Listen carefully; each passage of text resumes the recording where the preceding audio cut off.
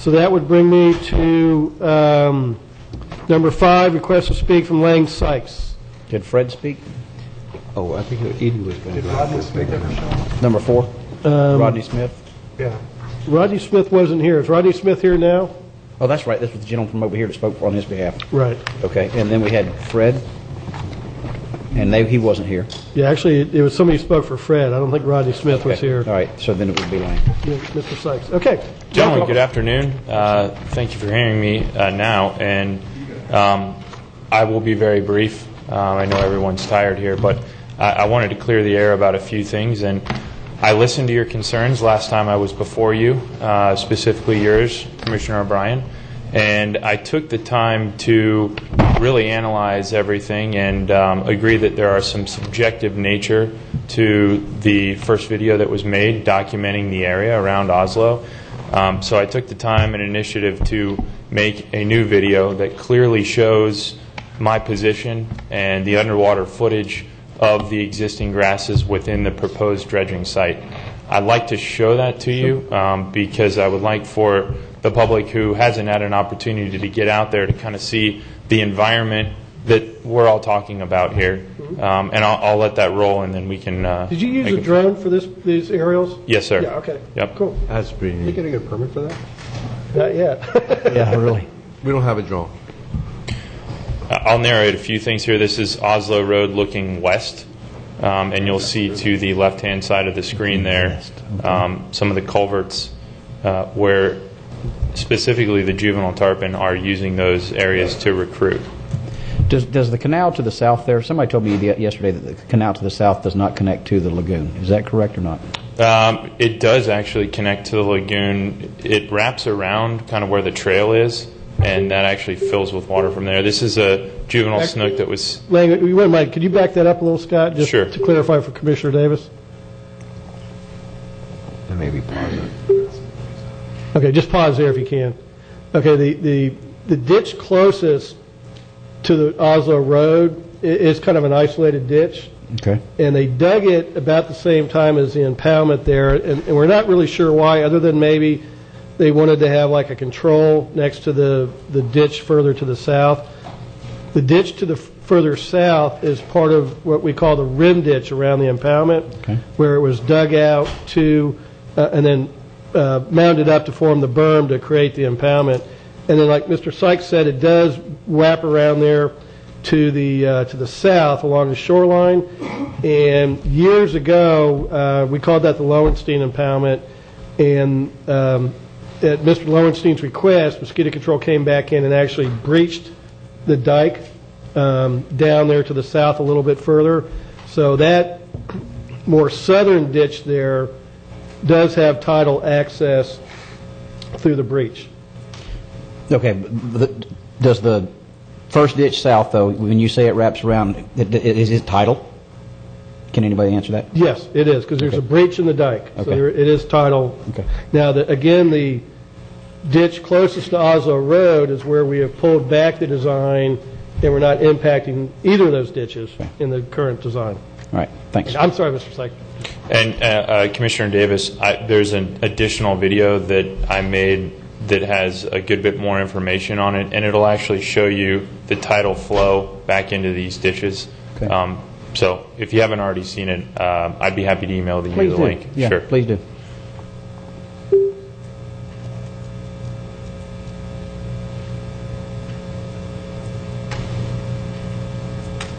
They didn't have these when I was growing up. Good thing. Again, this is a juvenile snook that was sampled last November. This is a picture of a juvenile tarpon. So those are the fish in question that everyone's talking about here today. You can see the aerial footage here clearly depicting the proposed dredging site within the boundaries of the PVC pipes that are existing there. And then this is me giving a perspective of exactly where I am, noting the location of all of those PVC pipes going directly down and filming several different species of grass here. And I'd like to make a side note that this is the kind of environment that you heard Dr. Gilmore allude to as being the preferred density for those spotted sea trout to spawn and recruit. And also bear in mind that this footage was taken a week and a day ago, which this is not season for grass to be there in any sort of number. The blades are detaching from the rhizomes, and that's why we see a lot of that floating grass on the surface in the lagoon. So this is grass that's existing here at the wrong time of year, if you will.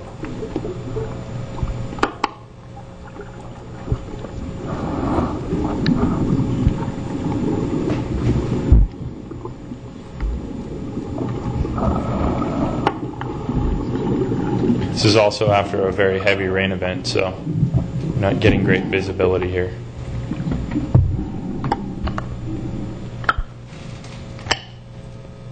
So again, I just wanted to give you that quick little video so that the public could see really the beauty of this spot that we have here in question.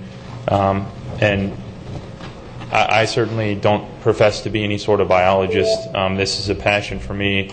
As I said many times before when I've been up here, I deeply care about this community and our natural resources, and I just would really encourage you all to listen to the individuals that really know what's going on here, that have the PhDs, that have studied these sites, and that are telling you point blank and pleading with you to listen to them.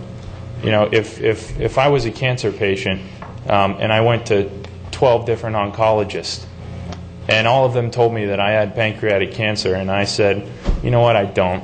I'm just going to treat myself. That would be very foolish.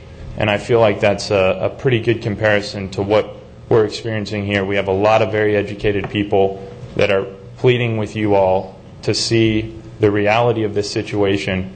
And I certainly don't want to have to tell my kids, which don't exist someday, that there was a lot of things that we could have done to stop the degradation of the lagoon, but there were a few people that decided to take matters into their own hands and not listen to the will of the majority, and certainly those with the educated opinion. So I thank you guys. I really encourage you to make a motion today and stop this project. I think you've seen a pretty great show of support from some incredibly educated people, and I would love to be proud to say that we had an effect and that you guys made the right decision. So thank you for your time. If I could, yeah, Lange. I have a question. So, are you what is it, the 1.5% seagrasses in the dredged area? Is that the number? Is that? Are you saying that there's more than the 1.5% that the 6 or 7 studies found? I am not necessarily arguing at all about the percentage of grass density within the proposed dredging site. The purpose of this is for me to show you guys that it exists there. Okay. That it's not a quote-unquote muck bottom. Okay. I would take issue with any sort of survey, and I frankly haven't seen any, that would document a density of anything less than 50% outside of that proposed dredging site. I would agree with that. I've spent a lot of time in the water there, and you've had many people come up here, and those of us that use the area, I mean, it is the best in the entire lagoon. It is gorgeous. So the surrounding area is equally as important as the 1,000-foot recruitment area that we keep mentioning. So it's the act of the aggrandized boat traffic that's a major concern for me and for the rest of these individuals. So that's what we don't want to see happen there. So again, I'm not arguing the density within the proposed site, but I am saying that when you dredge that area, you are taking away habitat that would otherwise be used for those juvenile fish to recruit. They prefer shallow water, so the more we dredge there, the more habitat we're taking away, and we're already working with a very limited space as it stands now anyway. So, thank you. Commissioner Fletcher, do you have a question?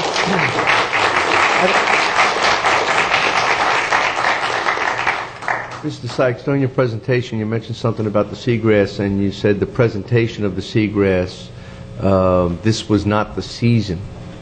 And it just struck something in my mind. I heard earlier Doc had talked about the fry being there at certain periods of time. I get that. There is a mating season, and there is a spawning season. But as far as the grass, we've been led to understand that seagrass takes a very long time to regrow, rebirth, and that would be a 3 to 5 year period, and that to fully recover, 18 to 20. Come on down. Well, So 18 to 20 years, but and we're hearing all sorts of numbers, and I just would like to have some clarity on that. You said that this is not the season. Sure. So is it seasonal or sentinel that we have to be concerned with? Well, Or first of both. all, if Dr. Witter is going to be presenting after me, or you're going to hear her, Okay. she's going to speak to the seagrass, so I'll let her cover that. Okay. Actually, I do have a question for Lang, if he wouldn't mind coming back up. Where I'm at on this is when I see the low tide environment, I see, or I've heard from people that are trying to launch a 12-foot John boat with an electric motor on the back, or a 2 horsepower, something small. And they have to they can get it in the water, and then there's kind of that wet area, and then at low tide sometimes there's that hump, that's there. How do we improve? Is there any point of improvement that you would be comfortable with, or not? I'm just trying to see where, I've got the people that don't want anything to be done. Basically, put a padlock across it, put a gate, lock it up, don't let anybody in. You got that type. Then you have the ones that are, well, I'm not so much against that, but I'm against the paving, or vice versa. And I know you're very knowledgeable on the topic. You're very passionate about it. And some people think that my asking questions means I'm not passionate about the lagoon, and that's just not true. I'm trying to balance out, how do I address the fella Sunday afternoon that asked me, he says, I can't carry the boat over when I've got my 7-year-old with me. I can't lift the boat over the hump to go out, so we don't go out fishing there anymore because I'm not off work. I can't take my work schedule relative to the tide schedule. He's a working guy. Sure. Let me try and answer a couple of those questions for you. First, without having seen this particular gentleman launching his boat, I don't know whether he's trying to put it into the area just to the north of the ramp, or actually at the ramp itself. At the ramp. Okay. And then if you would just clarify for me what you're calling the hump. Well, in one of the pictures, it showed a low tide picture at the ramp, and I don't know whose video it was on. Maybe it was on Bill's, where it showed kind of a little bit to the left what looked like a dry area at Sure. And I'm guessing that's probably a low tide picture. I don't know That's actually part of the body of submerged land that the mangroves are growing on at the accessory dock. But the way that the quote unquote channel goes, it actually makes a sharp turn to the south to the there. right. Mm-hmm. Exactly.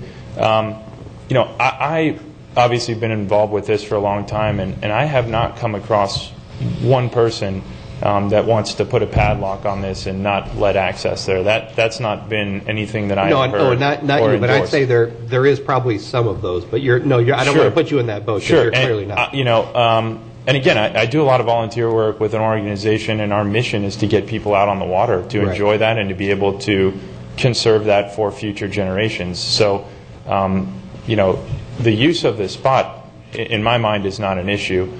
Education is a big issue, but that's a topic for another day, certainly.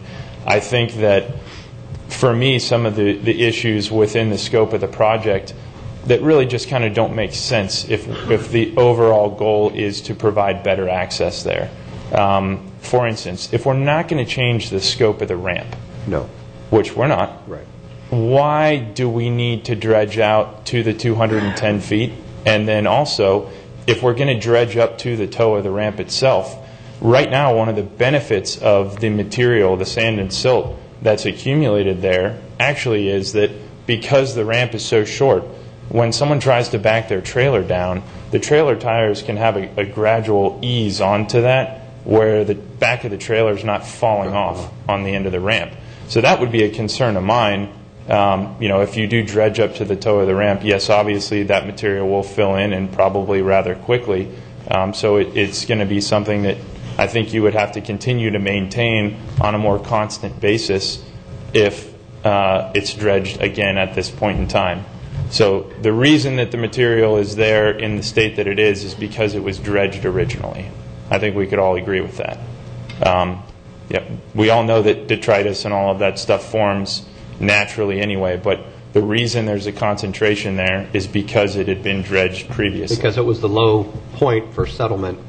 Well, around that because, area, so you know, gravitates boat to it. use in general, with prop wash and everything else, is going to keep that area stimulated, and it's going to be difficult for anything to grow in there or the sunlight to get there, just from the actual use of the ramp. So, again, not changing the scope of the ramp, I don't see where the need is to then dredge out to that distance, which is far further than anything that had been permitted in the past. But a shorter distance, you would, well, I'll have you answer it. Is there a distance that's shorter that seems to make functional sense for the small boaters that are using that? You know, I think, and again, I spend a lot of time there, and I've actually just asked, you know, random individuals that are putting in their boat whether or not they're having any major problems. And I don't think that, based on the boats that are currently launching there, the dredging is really going to make any difference for them. Personally, I'm against any dredging at the site for the reasons that I stated earlier, the effect that they'll have on that juvenile fish recruitment. And then again, it's going to be a maintenance issue at that point.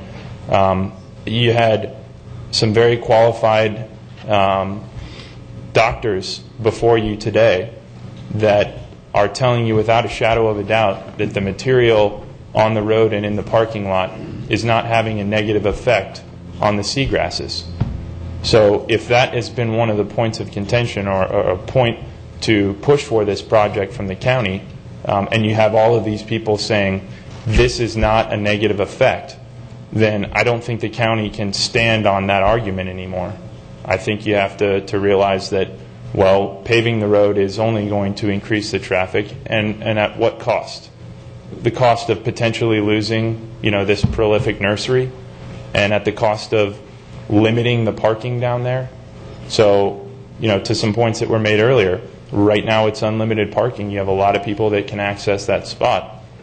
By limiting it, I think you're going to probably get backlash from some of the members of the community in the first place who don't know that that's actually part of the scope of the project. So my personal opinion is I would like the site to be left as is. I would like for it to be conserved and preserved into the future, and for there to be educational programs. I think the one thing that I fully support that the county should absolutely do at that site and allocate funding for is some raccoon-proof trash cans, because that site is completely littered with garbage all the time. It ends up in the lagoon, and it's disgusting, and the culprits are all running around right there. Some of them have rabies. They're out in the daytime. I would suggest sending animal control, but a few $100s for some trash cans that they can't go into would make a big difference. So again, guys, I really encourage you to please listen to the people that have spoken today, and let's stop this project. And I have one other question for you and see what your thoughts are. When you've talked with the people that are using the ramp today because of the shallowness of the access, I've had some people say, I used to use it, but I can't get in and out of it anymore, so I go somewhere else, which, you know, that's a deterrent if you can't get in and out without. But if you have a 35 horsepower motor on the back of a 12-foot boat, you can launch at McWilliam and go 6 or 7 miles fairly quick. But if you have a small trolling motor, electric motor, you can't launch up there. It'd take you all day to get there, then it's time to, you know, to head back. So I'm just trying to see, is there other, I don't want to say meet in the middle type of thing, but it sounds like where it's at, but it's gotten to the point where it's so shallow, it's probably limiting some recreational users that can't, they just don't even try to launch there anymore. They go somewhere else, which... I just saw two Saturdays ago now a well over 20-foot commercial boat being launched there, and it wasn't even a high tide. So, I mean, people are using that site to launch those boats. I'm not saying it's common. Was that like a Carolina skiff? I'm sorry. It wasn't a Carolina skiff. No, it was a V-hull boat. Really? It was. Wow. So, and, you know, I mean, there were quite a few boats that went in there. I observed one boat launch with 9 people, and the first thing they did as soon as they got past the accessory dock was head south and drop an anchor and then reverse their boat to set the anchor right in the seagrass beds. So I think that education in this spot is really important because it's so significant. I have nothing against boater access, but I just think that we all need to understand what irreparable repercussions going through with the scope of this project will have for our current county residents and future. All right. Mr. Sykes, three maybe. One, I'll agree with you 100% on the raccoon cages, on the trash cans. We have that together.